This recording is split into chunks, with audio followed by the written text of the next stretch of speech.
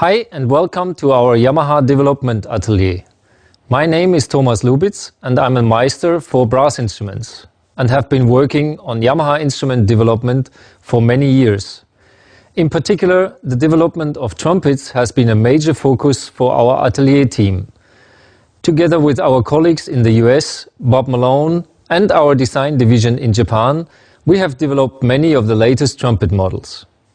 Choosing the right instrument is a very difficult and personal decision. Therefore, I'd like to give you a little peek into our atelier and some background knowledge that will help you to make your choice. Now I would like to show you our test room, where many prototypes have been tested and developed. As you can hear already, some guests are enjoying their trumpets.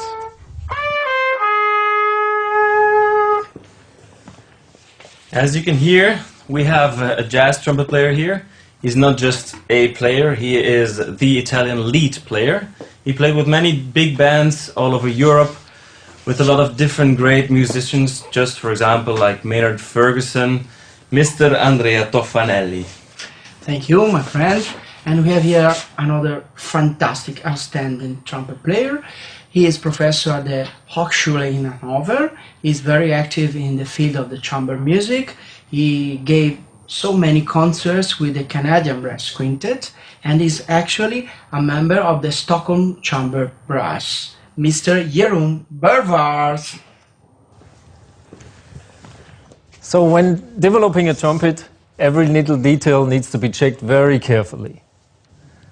Many of the smaller details which influence sound and response can only be found after long and intensive trials. Yes. Do you remember when you changed the bottom caps on my instrument and what a difference it made? Yes, you're right. We need to pay attention to every little detail because every tiny part of a trumpet has a function to affect the sound. Today, we can't really go through every detail, but would like to explain the basics. Let's start, for instance, with the lead pipe.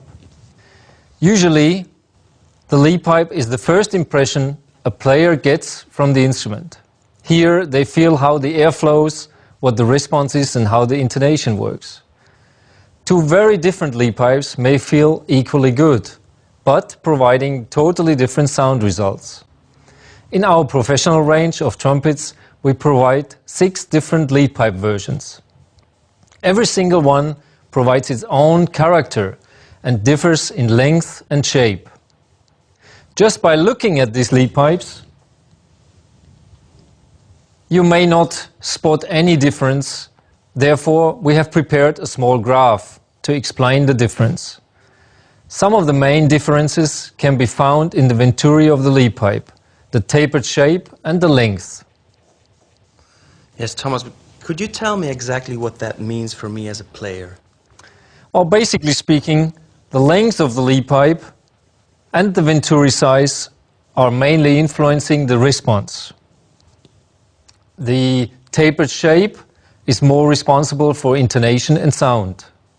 Of course, you can't see one without the others.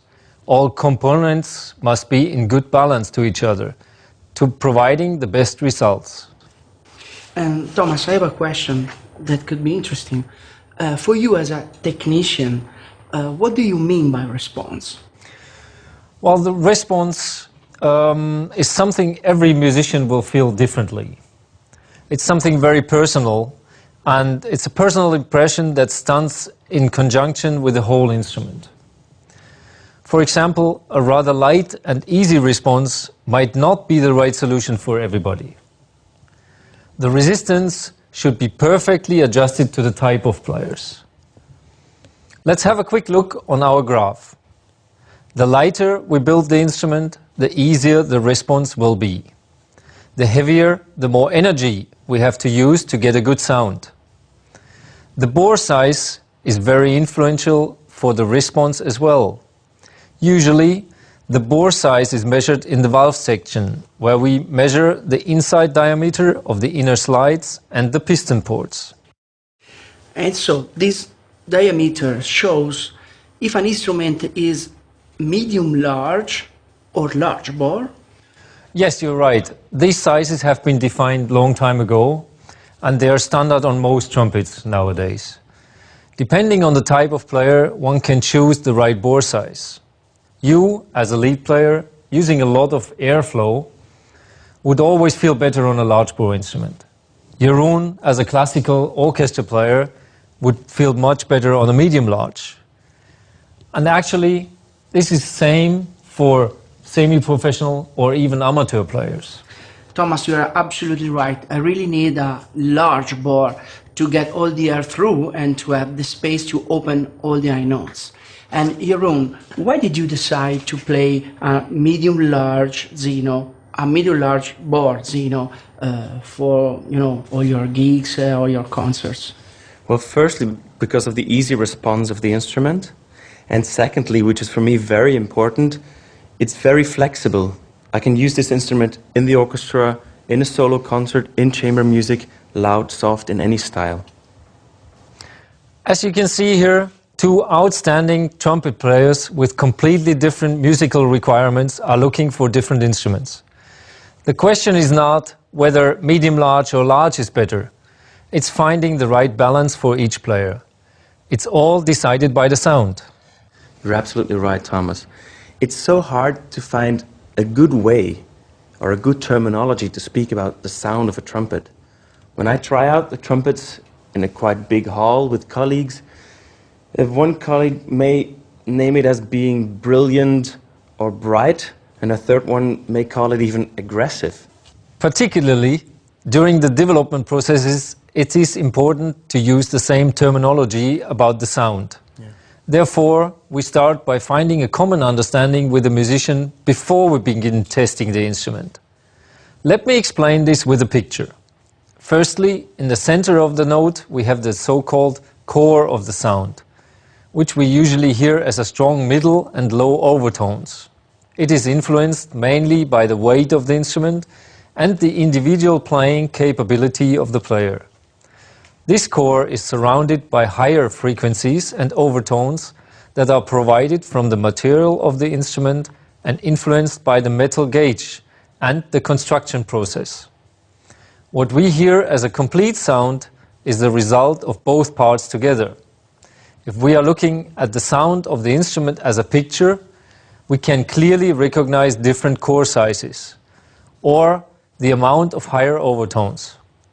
From experience over time, listening to many musicians and instruments, it is possible to analyze the sound very precisely. When now testing with musicians, we do not talk about bright or dark sound, but defining the amount of overtones and the size of core. Again, the combination and balance makes the difference. If one is too strong, the instrument might sound unbalanced. By the way, talking about the sound, some instruments are made with different finish. So, does it also change the sound? Because, there are some wild theories among the trumpet players about it. So, can you explain? Well, the different processes will cause several different finishing structures. If looking at an unlacquered instrument, we would define the sound like this. Now, when the instrument is lacquered, which means lacquer is sprayed on the surface, and hardened by a certain temperature, it makes more regular overtones. The sound is a bit rounder. If the instrument is silver-plated, the core gets larger because we're adding metal to the original brass, and the overtones become more regular. If it is gold-plated, it has a similar effect, but will be even stronger. About 30 years ago, the lacquering was mainly seen as a surface protection for the instrument. Nowadays, we treat the finish variations as sound options. Therefore, selecting an instrument should not be done just visually. Let the sound decide.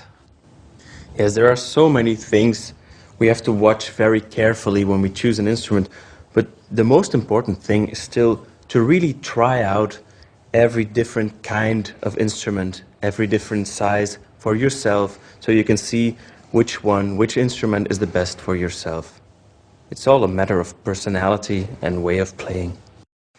That's absolutely correct. Therefore, we have many different models, so everybody can choose the best combination for them. How would you describe the different types of players? Or, more importantly, which requirements do musicians have playing in different styles? Well, I mean, there are two different kinds of players, a jazz and a classical player, of course.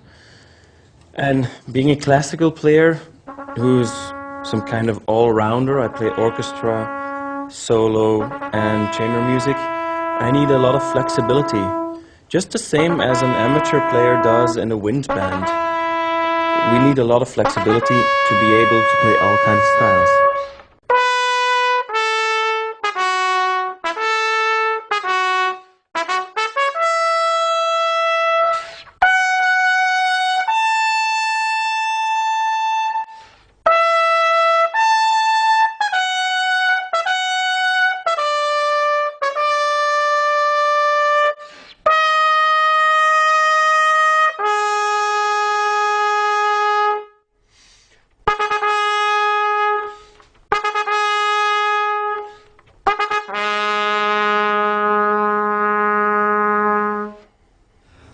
Talking about jazz music, we can hear two different kind of players.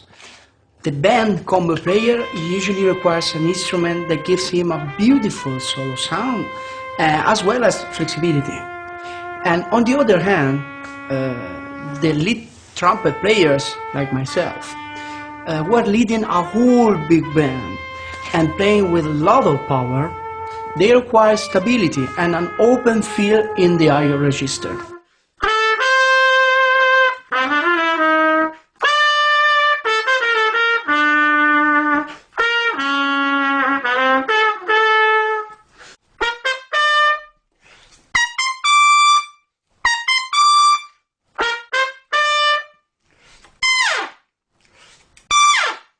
But which model would you recommend for which type of player? We have categorized our different models and hope this can be of help for you to choose the right instrument. This list can be downloaded from our homepage, yamaha.com. As a short recommendation, I would like to say the Los Angeles model, for instance, for a lead player. The new SEU, a good all-round instrument. The Chicago for orchestra players, or the Bobby Shoe for combo players. But this is just a very brief suggestion. Finding the right trumpet really means looking into it from many different aspects. Therefore, my suggestion would be to look for the opportunity to try as many instruments as possible to get a good overview. Our list should be of help to find the best instrument for yourself. Thank you guys for this great support. You're welcome. We hope we can make it easier for you to find the perfect instrument.